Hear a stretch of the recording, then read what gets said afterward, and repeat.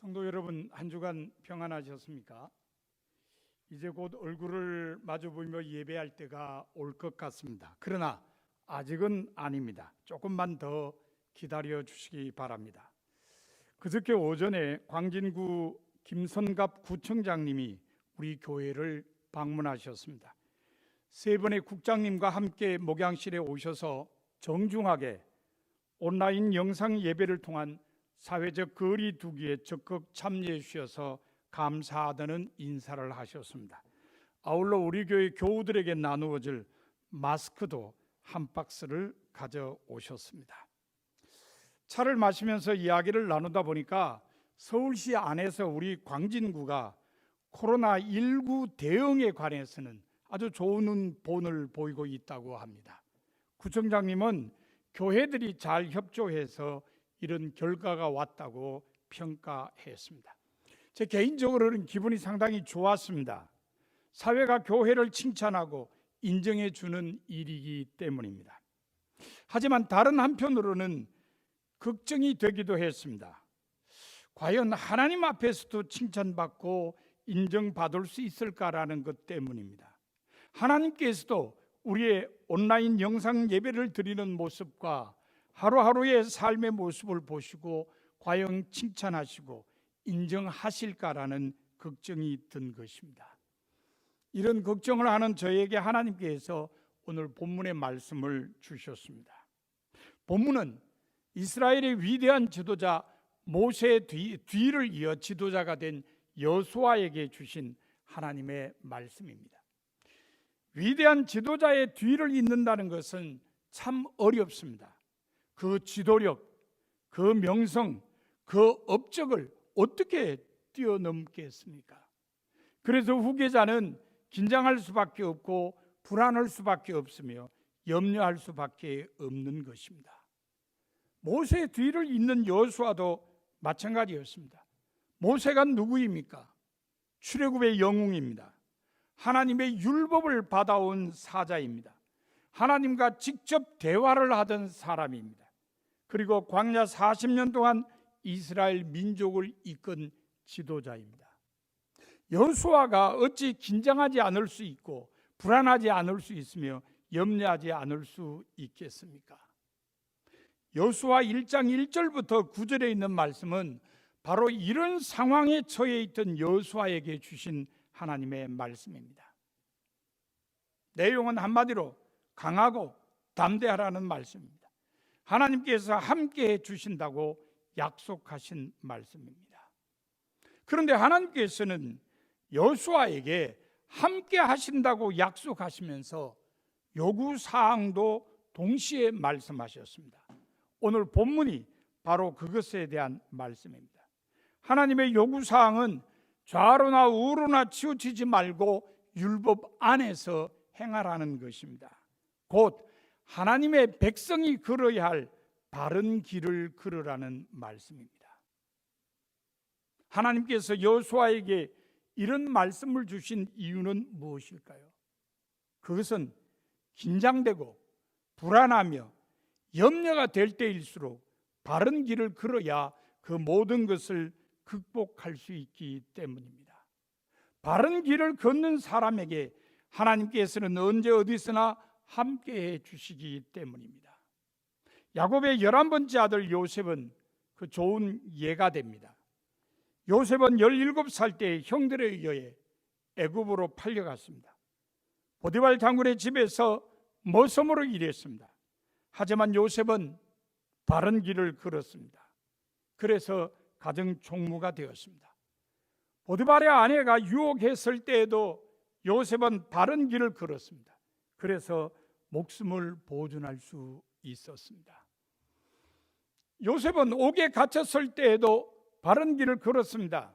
그래서 신하들의 꿈을 해석해 준 일을 계기로 왕의 꿈을 해석해 주었으며 애굽의 총리가 되어 모든 사람을 살리는 도구로 쓰임 받았습니다.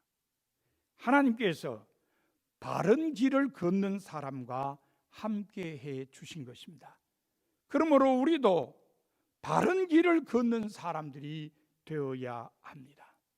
그러면 우리가 바른 길을 걷기 위해서는 어떻게 해야 할까요? 그 해답은 몇 가지 질문을 끊임없이 자기 자신에게 던지며 살아야 한다는 것입니다. 가장 먼저 내가 누구냐라는 질문을 자기 자신에게 던져야 합니다. 자기 자신에 대한 올바른 이해가 있어야 바른 길을 걸을 수 있다는 것입니다. 우리는 모두 하나님의 자녀입니다. 예수 그리스도의 제자입니다. 그리고 하나님 나라 백성입니다. 일반적으로는 그리스도인이라고 합니다. 그러므로 언제나 나는 그리스도인이라는 신분의식을 확실하게 가져야 합니다. 태국 서부의 칸차나불이라는 데는 버마 철도에 277번 다리가 있습니다. 1942년에 일본군이 영국군 포로들을 동원해서 건설하여 1943년 10월에 완공한 다리입니다. 1952년에 프랑스의 작가 피에르 불르가 이 다리를 건설할 당시의 일본군과 영국군 간에 있었던 갈등을 주제로 소설을 썼습니다. 그리고 이 소설을 원작으로 1957년 데이빗 린 감독이 영화를 만들었습니다. 바로 화이강의 다리라는 영화입니다. 이런 내용입니다. 1942년 태평양 전쟁이 한창일 때에 일본은 남방작전의 일환으로 병력과 보급품을 수송하기 위한 철로의 다리를 건설하기 위해 영국군 포로들을 투입합니다.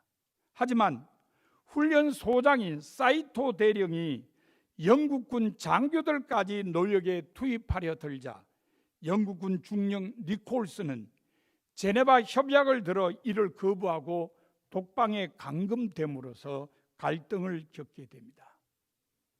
러일 전쟁 성전 기념이라는 데드라인에 다리를 건설하지 못하게 되면은 할복할 위기에 처한 사이토 대령은 니콜슨 중령을 풀어주게 됩니다.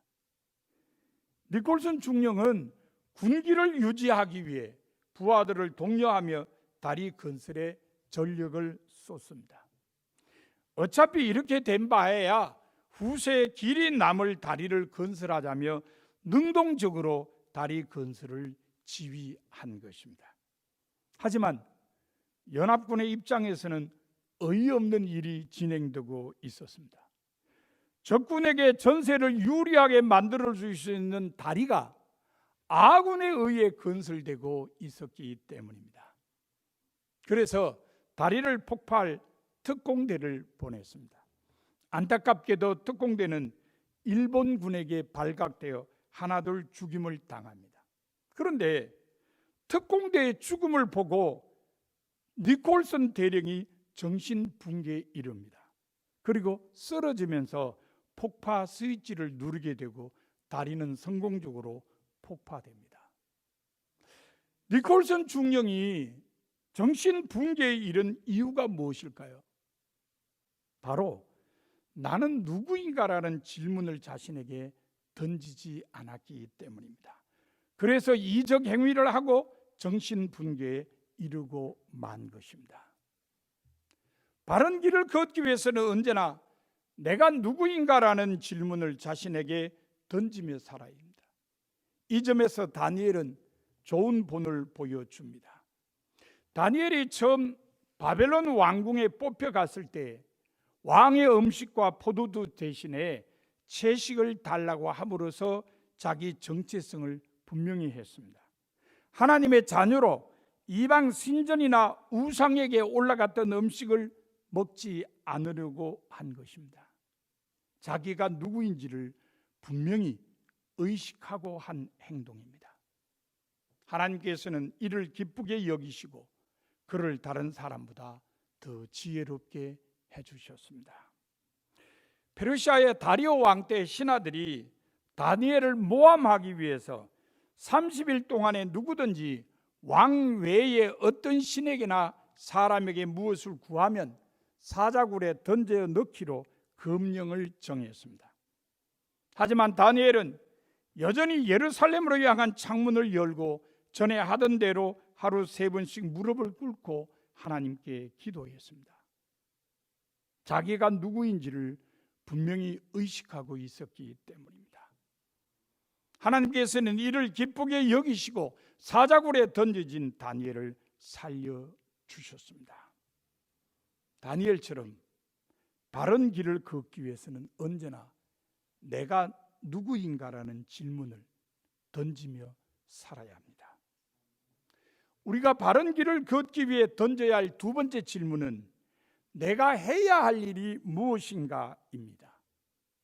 자신이 해야 할 일에 대한 올바른 이해가 있어야 한다는 것입니다. 그리스도인은 그리스도인으로서 사명과 역할이 있습니다.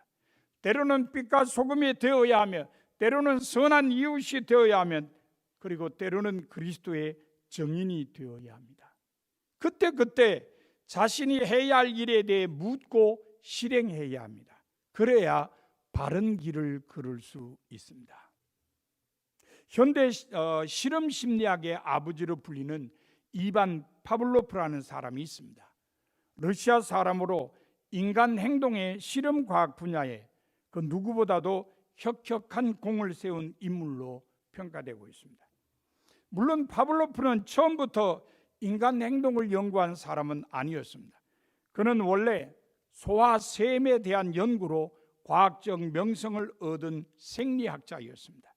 1904년에는 소화의 분비의 신경 지배에 관한 연구로 노벨 생리의학상을 받기도 했습니다. 그러다가 나이 50에 이르러 파블로프는 현대인의 상식이 된 조건 반사의 개념을 발견했습니다. 여러분, 조건 반사가 뭘까요? 이렇게 설명해 봅시다. 어떤 사람이 개에게 먹이를 줍니다. 그런데 이 사람은 개에게 먹이를 줄 때마다 늘 종을 쳤습니다. 나중에 개는 먹이가 나오지 않아도 종소리만 나면 침을 흘린다는 겁니다. 이게 조건 반사입니다. 이 조건 반사의 개념을 발견한 파블로프가 어느 날 연구실에서 연구에 몰두하고 있는데 제자들이 달려와서 나라에 혁명이 일어났다고 아우성을 쳤습니다. 그때 파블로프는 제자들에게 이렇게 말했습니다. 혁명이 일어났다 하더라도 우리는 우리의 연구를 계속해야 한다. 이 얼마나 멋진 말입니까? 파블로프의 말대로 사람은 어떤 상황에서도 자신이 해야 할 일이 무엇인지 올바로 이해해야 합니다. 그래야 바른 길을 걸을 수 있습니다. 이처럼 바른 길을 걷기 위해서는 언제나 내가 해야 할 일이 무엇인가라는 질문을 자신에게 던져야 합니다. 이 점에서 예수님께서 말씀하신 선한 사마리아 사람 비유는 좋은 가르침을 줍니다. 비유의 핵심은 강도 만나 쓰러져 있는 사람을 보고 제사장도 그냥 지나가고 레위인도 그냥 지나갔지만 사마리아 사람은 그 사람을 돌보아 주었다는 것입니다. 사마리아 사람은 쓰러져 있는 사람을 보고 불쌍히 여겨 가까이 가서 기름과 포도주를 그 상처에 붓고 싸매고 자기 짐승에 태워 주막으로 데리고 가서 돌보아 주었습니다. 다음 날에는 주막 주인에게 데나리온 2를 주면서 이 사람을 돌보아 주라. 비용이 더 들면 내가 돌아올 때 갚으리라고 했습니다. 사마리아 사람이 이런 반응을 보인 이유가 무엇일까요? 바로 자신이 해야 할 일을 생각했기 때문입니다. 이 점이 비유 속의 제사장이나 레위인과 다른 점입니다. 만약에 제사장이나 레위인이 지금 내가 해야 할 일이 무엇인가를 생각했더라면 그들은 그냥 지나치지 못했을 것입니다. 그들도 하나님의 백성들이기 때문입니다. 예수님께서는 비유를 듣는 율법 교사에게 가서 너도 이와 같이 하라고 하셨습니다. 무엇을 해야 할 것인지를 생각하며 살라는 말씀입니다. 예수님의 말씀처럼 바른 길을 걷기 위해서 우리는 언제나 내가 해야 할 일이 무엇인가라는 질문을 던지며 살아야 합니다. 우리가 바른 길을 걷기 위해 던져야 할 세 번째 질문은 나의 포부는 무엇인가입니다. 나는 장래에 어떤 사람이 되어야 하는가에 대한 올바른 이해가 있어야 한다는 것입니다. 이 세상 모든 사람에게는 종말이 있습니다. 우주적인 종말뿐만 아니라 개인적인 종말도 있습니다. 중요한 것은 종말을 맞을 때에 어떤 모습으로 하나님 앞에 설 것인가 하는 점입니다. 결코 부끄러움이 없이 서야 할 것입니다. 그러므로 모든 그리스도인은 하나님 앞에 부끄럼 없이 서기 위해서 분명한 자기 포부를 가지고 살아야 합니다. 호스대학교 설립자이자 명예총장이었던 강성규 박사의 글을 소개하겠습니다. 제목은 생각을 바꾸면 희망이 보인다입니다. 나는 젊었을 때 정말 열심히 일했습니다. 그 결과 나는 실력을 인정받았고 존경을 받았습니다. 그 덕에 65세 때 당당한 은퇴를 할 수 있었죠. 그런 내가 30년 후인 95살 생일 때 얼마나 후회의 눈물을 흘렸는지 모릅니다. 내 65년의 생애는 자랑스럽고 떳떳했지만 이후 30년의 삶은 부끄럽고 후회되고 비통한 삶이었습니다. 나는 퇴직 후 이제 다 살았다, 남은 인생은 그냥 덤이다라는 생각으로 그저 고통 없이 죽기만을 기다렸습니다. 덧없고 희망이 없는 삶, 그런 삶을 무려 30년이나 살았습니다. 30년의 시간은 지금 내 나이 95세로 보면 3분의 1에 해당되는 기나긴 시간입니다. 만일 내가 퇴직할 때 앞으로 30년을 더 살 수 있다고 생각했다면 난 정말 그렇게 살지는 않았을 것입니다. 그때 나 스스로가 늙었다고, 뭔가를 시작하기에 늦었다고 생각했던 것이 큰 잘못이었습니다. 나는 지금 95살이지만 정신이 또렷합니다. 앞으로 10년, 20년 더 살지 모릅니다. 이제 나는 하고 싶었던 의학 공부를 시작하려 합니다. 그 이유는 한 가지, 10년 후 맞이하게 될 105번째 생일에 95살 때 왜 아무것도 시작하지 않았는지 후회하지 않기 위해서입니다. 이 글을 쓰신 강석규 박사는 2015년 9월 1일에 103세로 별세하셨습니다. 하지만 나이에 상관없이 미래에 대한 포부를 가지고 살아야 함을 잘 깨우쳐 주었습니다. 미래에 대한 포부를 가지고 사는 것이 왜 중요할까요? 그 이유는 미래에 대한 포부를 가져야 그 포부를 이루기 위해서 현재를 준비의 발판으로 삼기 때문입니다. 여호수아가 이스라엘 백성을 이끌고 가나안 땅에 들어가서 한 일 가운데 가장 중요한 것은 땅의 분배였습니다. 그런데 성서에 의하면 땅을 모두 점령한 후에 분배한 것이 아니라 제비 뽑아 분배한 후에 각 지파가 각기 자기 땅을 점령해 나갔다는 것입니다.